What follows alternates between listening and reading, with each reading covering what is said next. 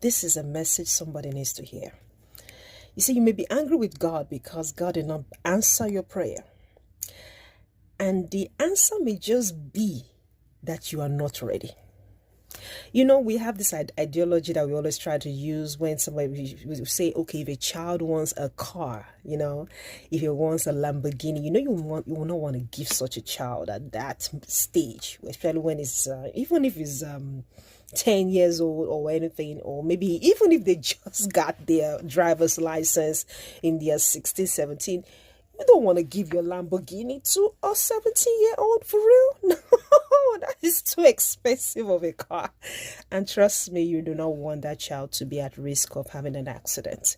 You understand? You let the child wait to prove himself, to prove herself, to see, okay, can this person handle such a thing, Because that's a very expensive car, So, one of the things, because I was, remember what I told you about the story about a time when I wanted God to do something for me, and I was offended because God didn't do it then. And I was like, oh God, I've been serving you and all that. And God's like, no, you're not ready. And I was upset. I was like, how can you tell me I'm not ready? I've been doing this. He said, no, you're not ready. And I got to know that, after I started spending time with God, I realized that the reason why I wasn't ready was because I needed to learn some skills. I needed to learn some leadership skills. I needed to be more patient. There are some things that you need to learn. I needed to free up my time too, because I was already busy and the position would take more time from me, and I didn't want to straight I would have a position and I would regret being there.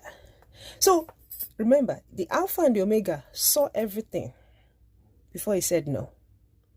So when God does not say yes to your request, it doesn't mean that he's hurting you. Always remember this Bible verse. Jeremiah 29:11.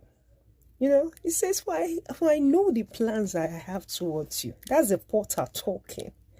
Your plans to do you good. You see, I'm going to read the NIV version. It says, for I know the plans that I have for you, declares the Lord. Plans to prosper you and not to harm you.